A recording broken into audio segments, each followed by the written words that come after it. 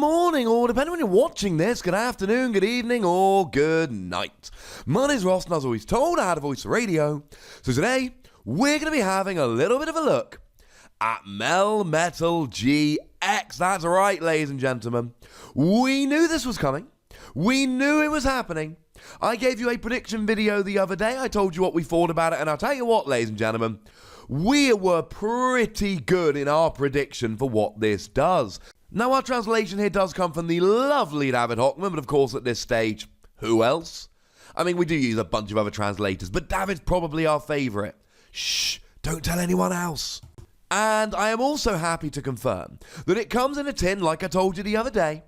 And I told you that if that tin doesn't have a Metal GX marker like it looks like it does, somebody somewhere done goofed. While, ladies and gentlemen, the lovely Primal Lugia on Twitter has confirmed for us it does in fact have a Metal GX counter. So the first thing to note here, this is a beefy Pokemon. 220 HP is higher than any other Stage 1 GX other than Gyarados. This is a big boy when it comes to a Stage 1 GX. The weakness to fire is a pain because Blacephalon is great, and there's not much we can do about that. Play some other Pokemon or hope you can match, so to speak. Resistance to Psychic is great because with your huge HP, something like a Garbodor is just going to take forever to KO you. And the retreat cost of 4 is good now because you can use Brawny Pads. That gives you an extra 50 HP, putting you up to 270, which is Eevee and Snorlax territory. Although they can also use Brawny Pads, which will put them 50 above you, but shh. Now, what we have here is just a beefy Pokemon, and the ability is as we suspected. This Pokemon takes 30 less damage from attacks from your opponent's Pokemon. Nice and simply, it reduces damage done by 30. And this is quite good. My boy Donphan only reduced damage done by 20. Reducing damage done by 30 is great. This basically gives it a built-in metal frying pan. Or metal goggles, depending on which one you would prefer. Both of those reduce damage done by 30, but Frying Pan takes away your weakness and Goggles stops damage counters being dropped on you. So if you're against Decidueye, Goggles are good.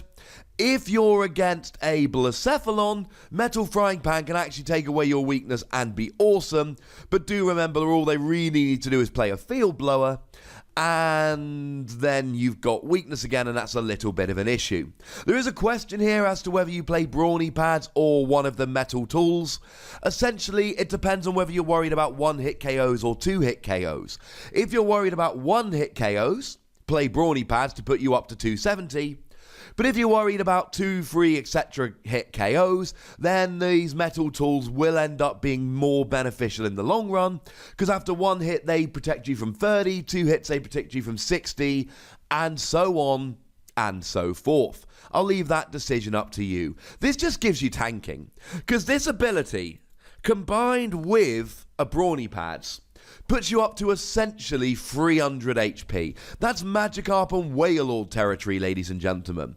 That is a phenomenal amount of HP. That is really going to save you in a bunch of matchups. It's going to make it very difficult for your opponent to come and take you out here. And that's really the goal of something like this. You want to make sure that your opponent has too tough a time trying to take you down. Now, in terms of the main attack here, again, it's largely what we expected. Now, it is 110, which is slightly lower than we thought, but it does 110 as a base for 4 colourless energy, plus 20 more for each metal energy attached to, well, Melmetal GX. 110 plus 20 more for each energy. I mean, look, one of the things we can say about this is that it gives you a colourless attacker that hits metal weakness. Now, against Gardevoir GX, you're actually not doing enough. You're only doing 220 with weakness. And sure, you can use Choice Band, but the problem with Choice Band is you're not playing Brawny Pads or Metal Frying Pan, which is a big issue. Now, you can always play Shrine of Punishment, but of course that would hit you as well. But since you're a metal Pokemon, might I suggest Delmise? Delmise will mean you do an extra 10. That means you're doing 120. That means you are getting a one-hit KO on Gardevoir GX. Now, if you're against something like a Sylveon and Gardevoir Tag Team GX, and side note, we now have a clear image of that, yay! You're miles away. Well, you're not miles away if you play a choice band, but you're probably not playing a choice band, and that's kind of the problem here. They've got 260 HP, you need to be hitting 130. 2 Delmise will do it, but it's a little bit of a pain. But it's a colourless, essentially, Pokemon here. So if you're in a Malamar deck, you can play this to hit Metal Weakness. If you're playing Kiawe, you can use this to hit Metal Weakness. Like we talked about with Onix a little while ago. Onix is colourless energy, so you can whack it into any deck in order to hit weakness on fighting weak Pokemon. Melmetal does the same thing here. Now, Melmetal gives up 2 prizes, and it's got a bad weakness. But if you really want something to take down a Gardevoir or a Sylveon or something along those lines, you can do a lot worse than Melmetal GX, especially since you can put it in any deck you like. Now, you can use double colourless energy here. That would work. That would be an option. But do remember that Enhanced Hammer's a thing, and you'd have to use 2 of these, and it could get a little bit awkward.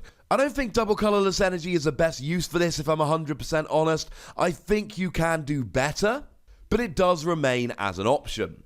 But if you're playing a metal deck, maybe you're using Solgaleo Prism Star to accelerate a bit of energy, or maybe you're using something like Magnezone to accelerate a bit of energy.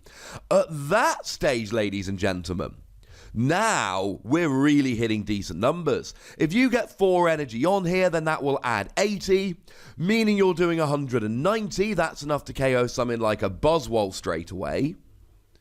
But you can keep adding. You add another energy, you get a Zoroark.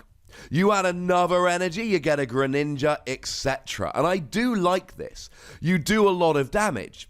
But the problem is, at this stage, we have a look and we go, alright, Duskmane Necrozma. They're both giving up 2 prizes. They're both metal Pokemon. But Duskmane Necrozma does 220 for 4 energy. Now, to be fair, Duskmane Necrozma has to discard the energy, whereas Melmetal doesn't.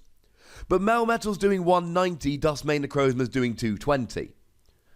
Or 250 for free energy if you're behind on prizes.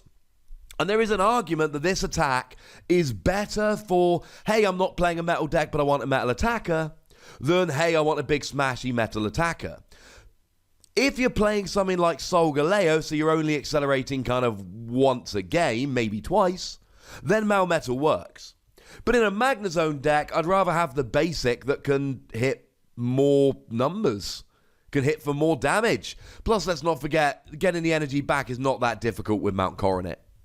Now, as for the GX attack, this is the part of the card where we did have no idea what it did. 1 metal energy, and essentially you just take as many metal energy from your discard pile as you like and attach it to this Pokemon. Simple as that. You just attach energy from the discard pile to this Pokemon, but only metal, and as much as you gosh darned well like. I don't think I like this. I don't think I like this at all. We talked about this with Kyurem yesterday. I'll pop a link to that video in the description.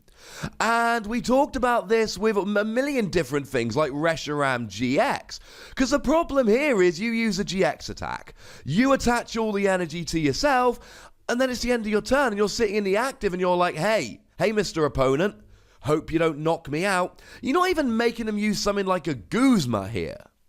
I'm not a fan of this. Something like Raichu that we looked at a couple days ago, link in the description. I could be like, yeah, you're accelerating all your lightning energy from your discard to your Pokemon in any way that you like. So you're going to have them, and that could only be used if you were free prizes back on your opponent. But even so, it was really useful.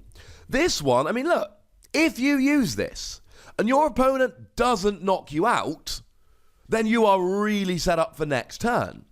But the problem is you've used 2 turns to do this. So if you're hitting for 240 damage, well, you've done it over 2 turns, so you're only really hitting 120 a turn, and that's not particularly good.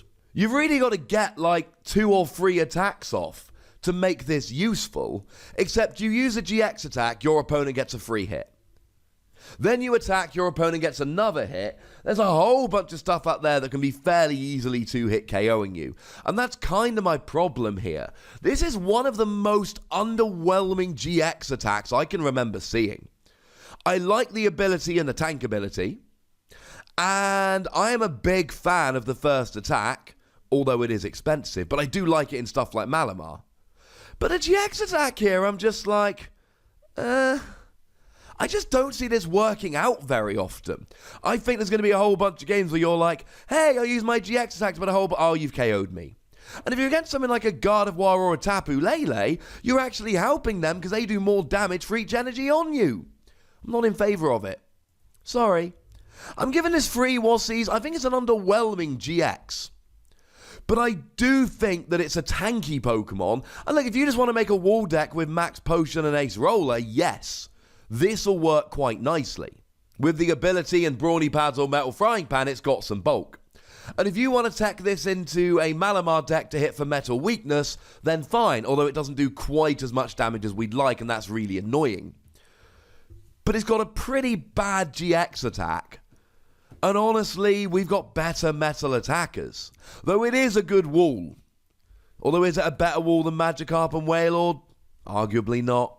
Sorry, ladies and gentlemen, but hey, maybe you disagree, in which case head on over to the comment section and tell me. Or maybe you agree, in which case head on over to the comment section and tell me. Go nuts, but please do remember the rule. Be nice, would ya?